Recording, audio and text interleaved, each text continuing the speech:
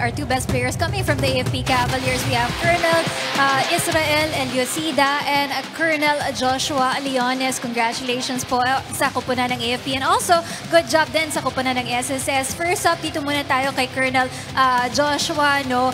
How do you feel right now na nasa automatic semis na po ang placing ng AFP Cavaliers for this season? Well, masaya yung lahat ng members ng team.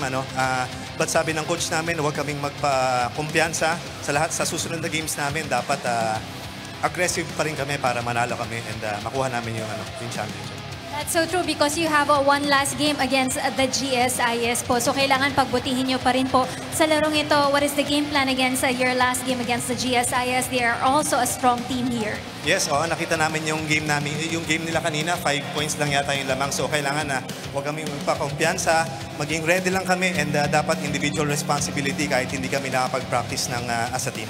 Sir, how do you make it a point na you balance your time going into the games at the same time working as a public servant, lalo na ngayon dahil may typhoon ending tayo. So isa kayo dun sa mga first responders din natin. How do you balance it off? Yes, mahirap din talaga, no? Kasi marami rin kaming ginagawa sa office namin. Kailangan mag-attend kami sa mga activities sa AFP. But at the same time, kailangan din namin mag-participate dito kasi maganda rin naman tong activity na ito.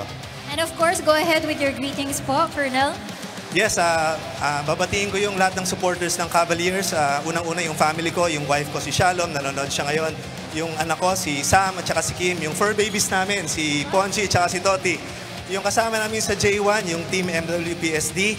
Yung mga mista ko sa PMA Class 99, yung Army Air Force, lalo na yung Air Force Group.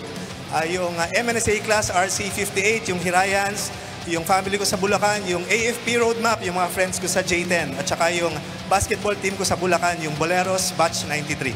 Yan, sana po wala na po kayong nakalimutan dun sa mga greetings niyo, sir. Maraming salamat po sa inyo. Si Colonel Israel naman po tayo. This is your first time to join here in the Executives Face-Off. Kamusta? Anong pakiramdam mo? How do you see the competition right here? Unang-una, maraming salamat din sa team namin. Tapos, first time ko, buti na papasalamat din ako sa AFP na napagbigyan ako na mapasama sa UNTV Cup na ito. At maganda yung competition, kailangan lang talaga na pag-igihin pa ng AFP para tuloy-tuloy na ito. Hindi lang sa semis, awan na Diyos sana hanggang finals. Speaking of pag-iigihan, yan yung na-mention mo, will there be a different kind of AFP na makikita natin come semis time? Sigurado, mas pag-ayusin pa namin yung practice namin, mas gagandahan namin ang teamwork para mas maganda maibigay namin laban sa mga kung sino mang yung team na makakaharap namin sa semis. Colonel, sino naman po ang mga gusto niyong batin at pasalamatan? Siyempre, ma'am, unang-una, pagpasalamat kami kay Lord na ibinigay sa amin panalo. Nagpasalamat din kami sa team ng SSS. Papasalamat din ako sa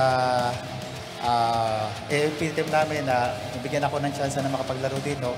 Yung family namin sa Eliosida family sa Ibaan, Batangas, Brusoto family sa Taal, Batangas, yung DPSPG, at saka syempre yung fiancé ko, si Micah Martinez. Maraming salamat po sa inyo. Congratulations once again sa koponan ng AFP Cavaliers. We have Colonel Israel Eliosida right there. And of course, Colonel Joshua Leones po ang ating two best players coming from the AFP Cavaliers.